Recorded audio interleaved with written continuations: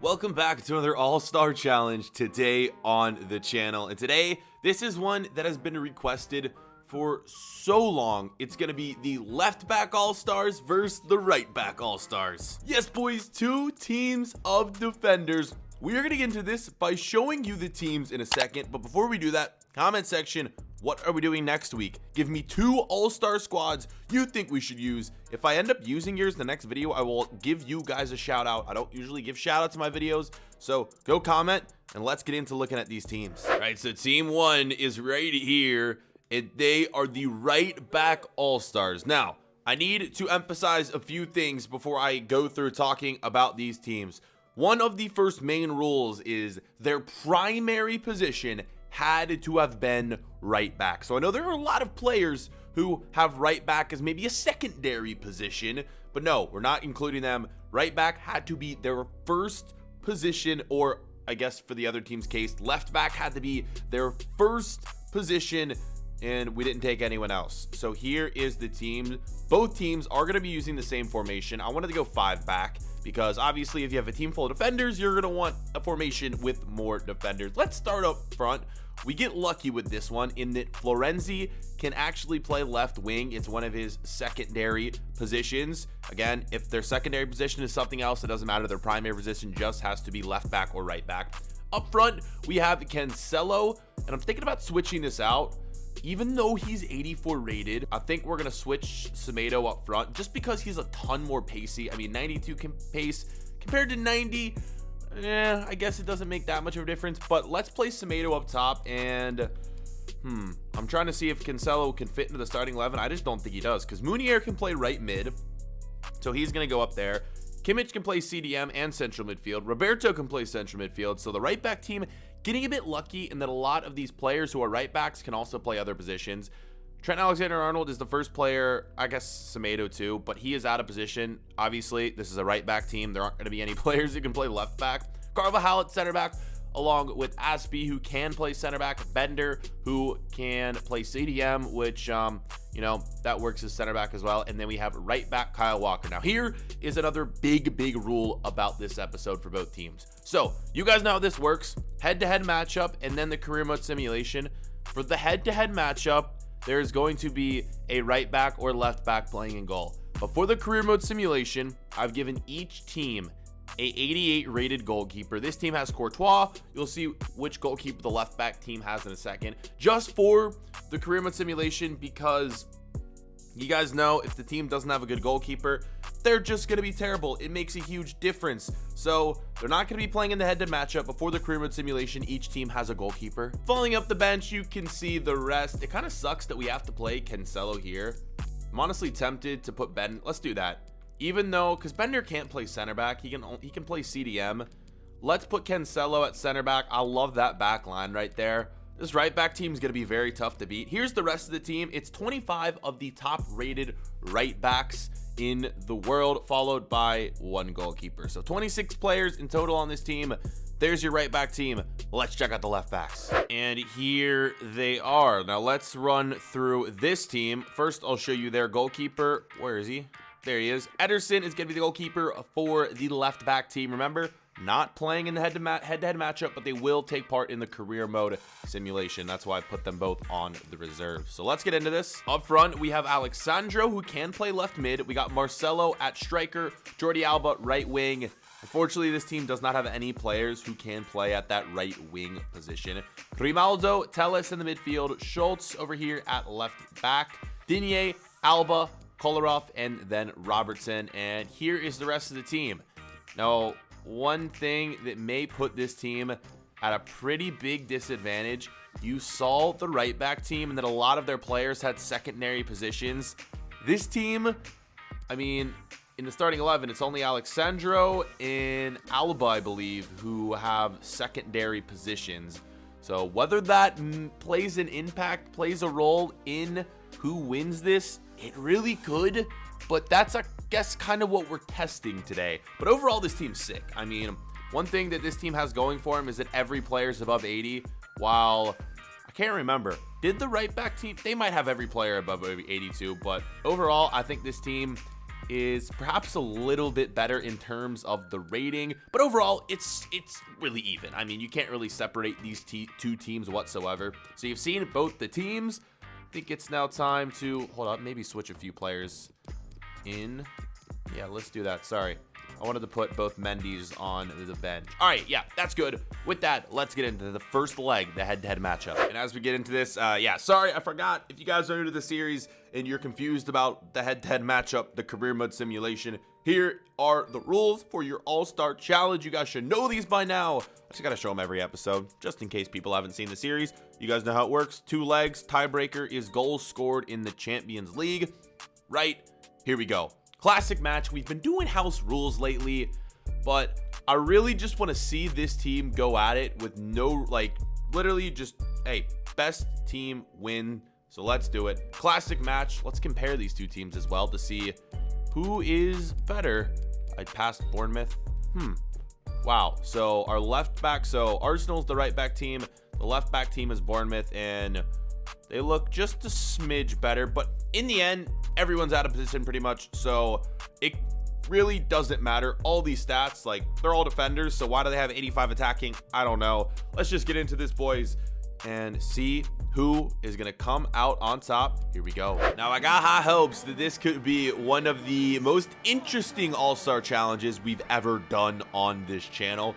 We're about to find out, though. One thing that I didn't do that I probably could have is done this with icons, but I don't know. I felt like it would just be best to use the current left backs, current right backs, because I think there are a few more left back icons than there are right back icons.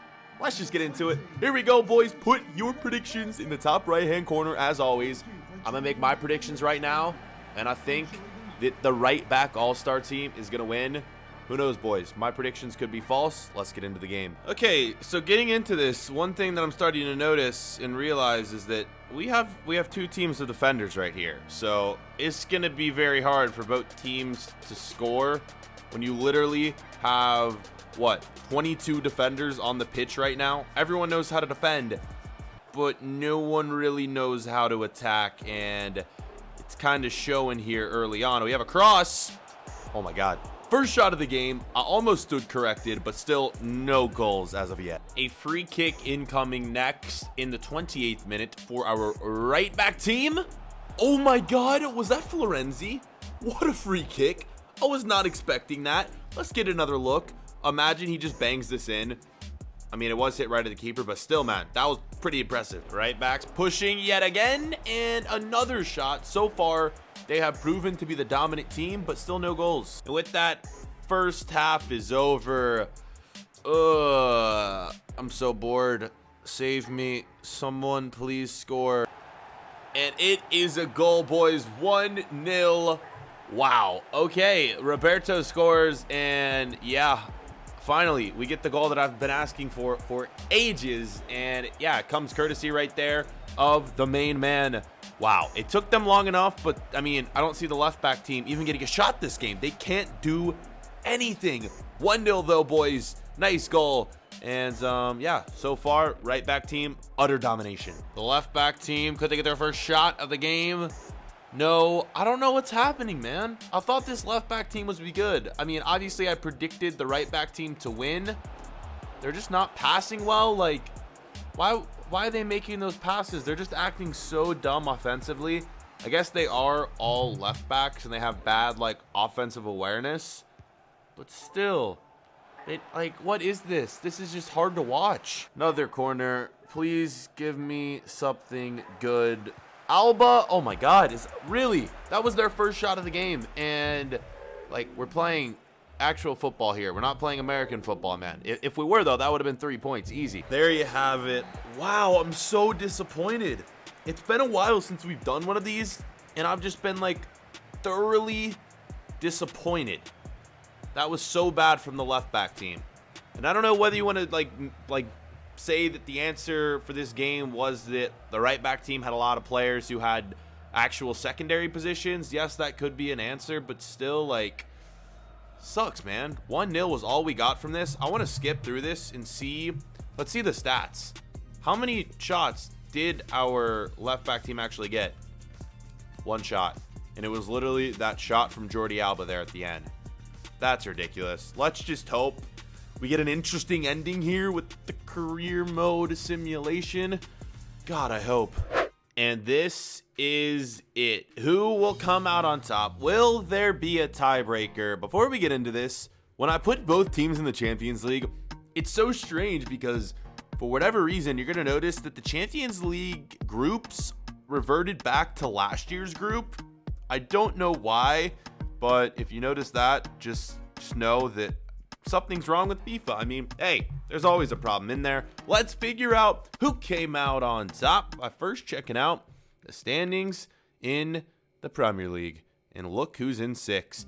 A team full of right backs was able to put Arsenal in sixth place. Bros, is that all it takes? Like, Arsenal can't even get sixth place with a normal team, and they can get it with a team full of right backs here in this challenge.